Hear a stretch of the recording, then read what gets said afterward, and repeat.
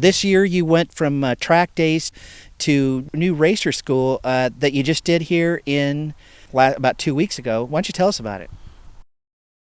It was a great time. I had a lot of fun. I had some mechanical issues with my bike, had some oil coming out, so in between each class session, my buddies from the Honey Badgers was working on my bike and getting everything going, and ended up getting my racing license that Friday. Now, compare getting your racing license to getting your driver's license when you were a kid. Same kind of excitement? More? What? I would say it's more excitement. I wanted to get on that track and race. I'm with Shane when he said, I wanted to get on that track and race. If you want to race a motorcycle on a road course, you must obtain a valid racing license by passing an accredited racing school. The big tracks can help you identify the official organizations that are scheduled at their facilities, and many organizations honor licenses obtained by their counterparts. So if you get your license, you're going to be able to use that in other organizations. A lot of the West Coast ones will honor each other's. In the off-season, I decided I would attempt to get my motorcycle road racing license with OMRA at their second new racer school of the year at Portland. My bikes are finally prepped. I had studied their rules. I had ridden a few times, so now I was ready to go for it. I obviously added some pressure on myself by committing to do a video series called Road to Road Racing, where the whole series depended on me getting my license and doing at least one race. If those two things didn't happen, we'd be looking at each other saying, now what? I knew the basic premise was to be evaluated by other racers to determine if my skill level, knowledge, preparedness, and decision-making under stress was good enough. I wasn't sure how I would handle the pressure of riding closer than I'd ever ridden before with racers that were riding more aggressive than I had seen on track days. One of the concerns that folks have about racing is the cost, and it's valid, but there are ways that you can do this sport on tighter budgets. So if it's something that you want to do, don't use the excuse that you can't afford it. Save up, and if you can afford to do track days, this is something that you could do and find a way to work within your budget.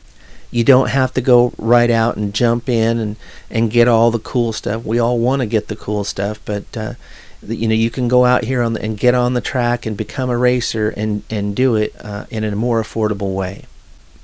And notice that clubs work hard to come up with affordable opportunities for you to obtain a race license.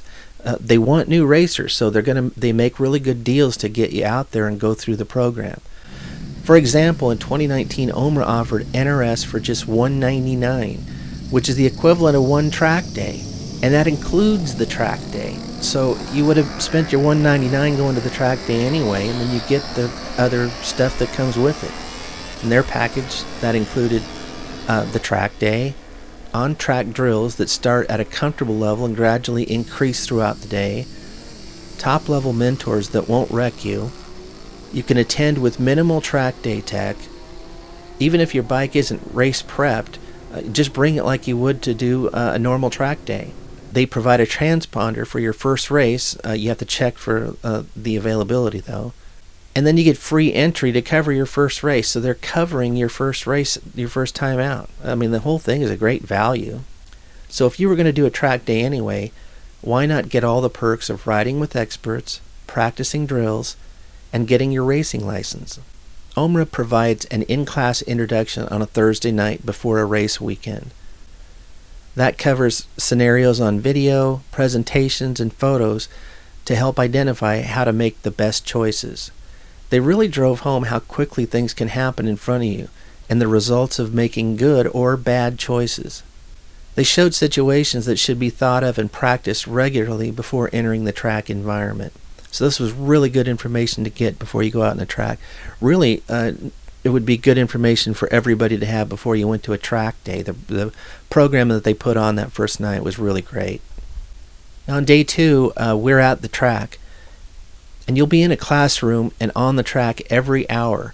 So like a track day where you go out every hour on the track, you do that, but then instead of having the extra 40 minutes of that hour where you're dilly-dallying or hanging out, you're in the classroom and going through what's going to happen next on the next session, and then they actually keep those pretty short sessions in the classroom so that you can get back out on the track and make sure that your bike's ready and that you're ready to go for the next session. I stayed at the track the night before, and I parked close to the classroom to give myself the best chance of being on time for all each of the events each hour. There are 0 reasons to show up at the track unprepared. I mean, if you're like me, you're usually thinking that whole week before you're going anyway, it's about how you can't wait to go get out on the track. So you're thinking about it every day. You should be in your garage every night working on your bike and your gear and whatever it is that you need. But there's just no reason to show up at the track not prepared for what you're going to do. And if you're going to go attempt to get your license, of course you're going to study their guide to make sure that you know what the rules are for you and for your bike, and then make sure that you get those things taken care of and you understand them before you go. To show up unprepared tells all the racers that you aren't serious about this stuff. And frankly, we all have too much to lose to have knuckleheads show up that don't have their bikes ready and don't understand basic things like flags. What do the flags mean? The novice instructors and riders started the day by meeting for a quick chat, reminding riders to get their bikes teched and be in the classroom to start the day. I teched my bikes before the meeting so I could double check cameras and video stuff and be ready to go when we started the classroom. I went to the first classroom of the day where we had about a 10-minute meeting talking about what to expect for the day. To start, the instructors were going to evaluate us to get an idea where each of us were at.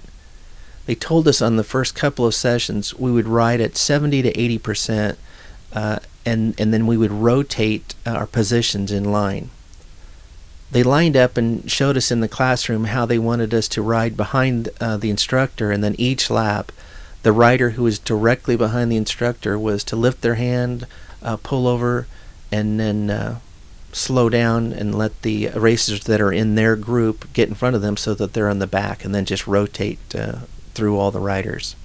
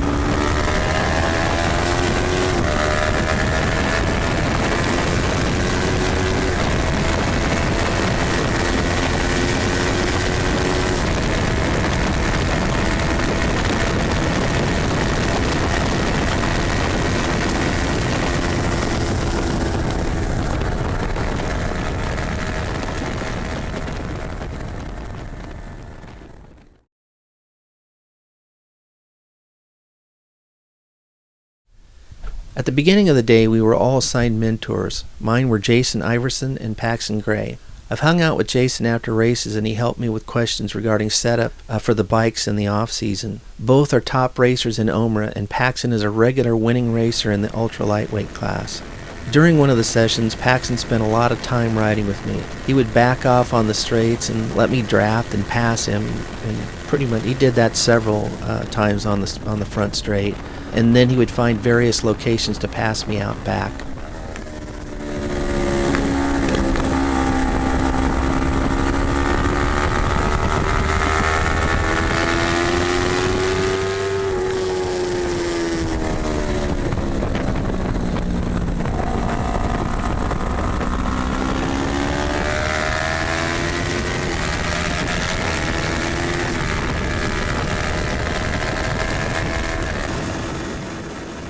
Even though I knew he was evaluating me and had the power to fail me at any point, for me that whole session was way more about having fun with another racer.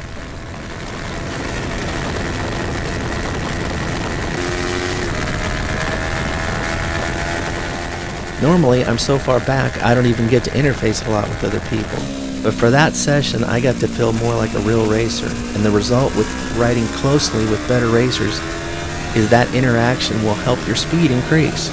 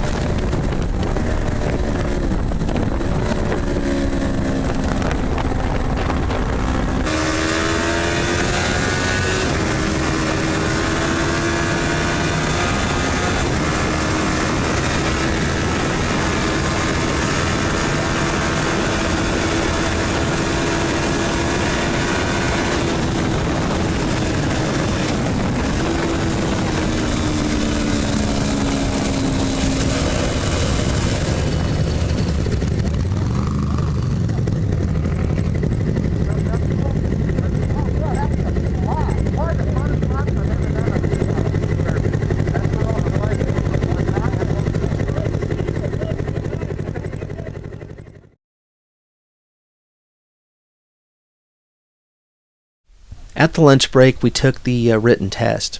It contains things like identifying all the flags, random tech questions, and more. These things are all included in the club's guide, and this is done to ensure that you have a decent grasp of their rules. Being prepared will make this part of the day pretty easy. I only missed one, and it was a pretty simple or straightforward test.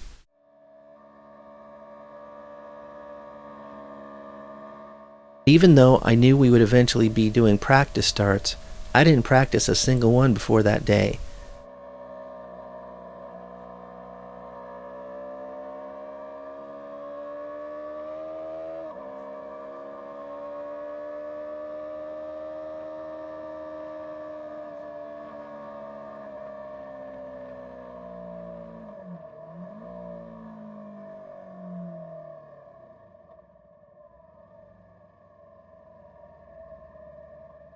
I rode up to the grid thinking it sure looked different from the track on a bike than it did looking from the pits.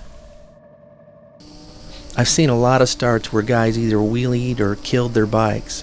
I was more determined to not stall it.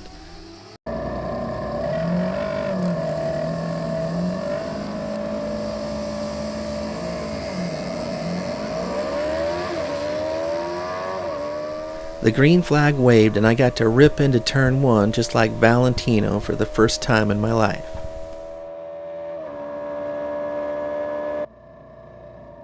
I remember thinking how fun that was as I came around the track and lined up to do it again. We did it over and over 5 times. Just as the rest of the day went, that session was really fun.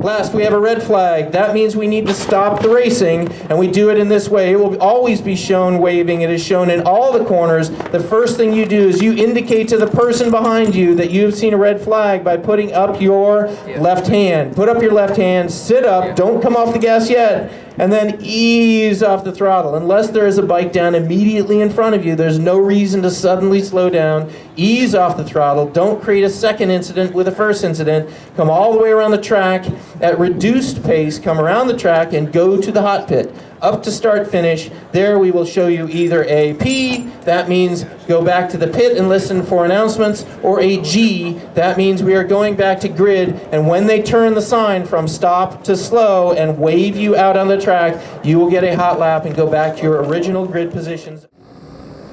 The next thing we did was practice a red flag drill, and that meant that we were going to grid up as normal and then ride like we were racing.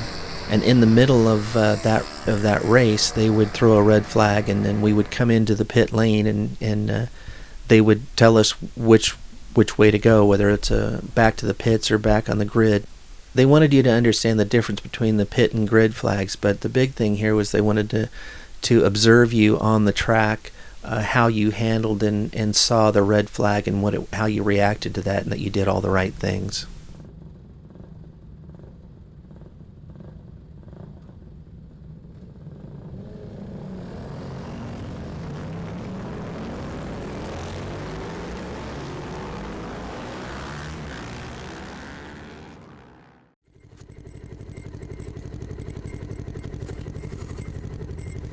Well, that whole day accumulated at the end of the day with a mock race. And I'd known all day that if you crash at any point of the day that you fail and you're not going to get your license. And I now knew it just came down to one more session. During the mock race, they invite racers to come from the pits and race with the wannabes at race pace. In this final session, if you survive, you're going to get your license. And just like all the other sessions, if you crash, you're out.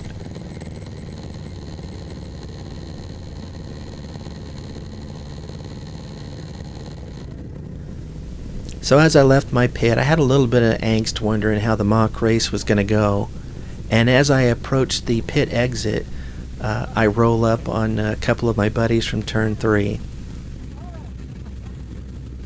And whatever pressure I was feeling up to that point just left the moment I saw those guys. And it was nothing but smiles from that point on.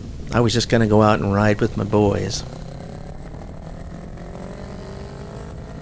When I gridded up for that mock race, it felt just like it did the whole day. We'd already been practicing. In my last session, I was going 100% and doing something I'd never done at the start of the day, which was dragging a knee in turn 3 and for the first time ever in turn 9.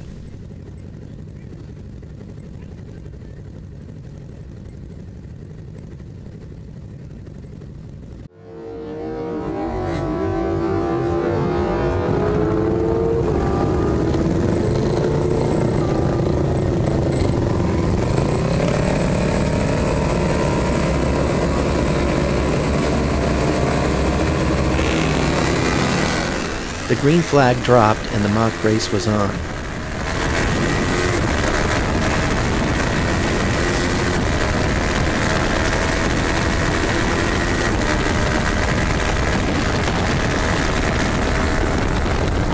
I promptly assumed my normal position in the back of the pack, but was riding a nice pace for me.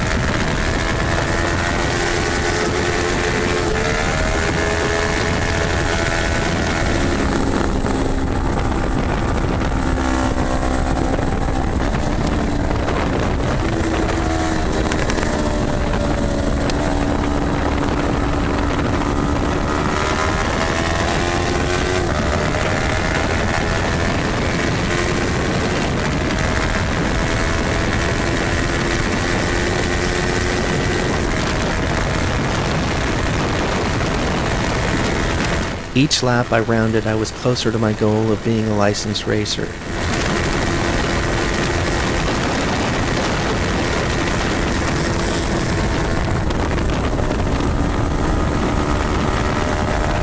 On the 5th lap of the mock race, the unfortunate thing happened for one of the novices as he crashed in turn 4.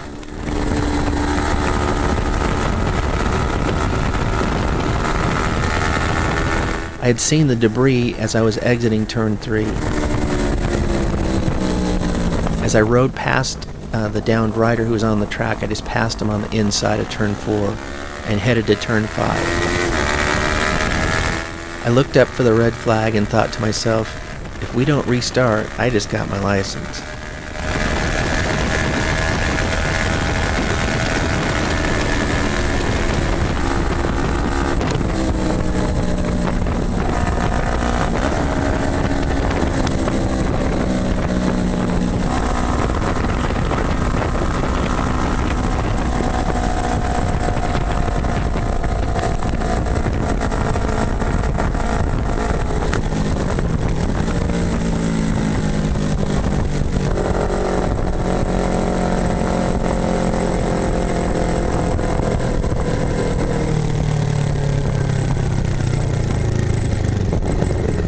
As I pulled onto the hot pit, I came up to the middle and the official was waving us into the pits, so that was it. We were off the track and I knew I was going to get my license.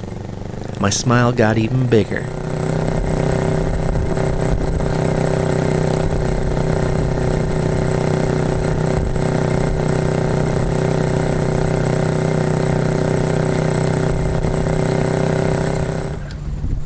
That's turn 4. Somebody crashed in turn 4 right in front of me. Did it, man. Look at you. Yeah, man. Last year, like, I do it for fun. It's whatever. Blah, blah. Now you're a racer, really? What a difference a year makes. I wandered over to the crowd at the bottom of the tower and was presented with my motorcycle road racing license. Larry Lule. It was a great relief to reach this milestone.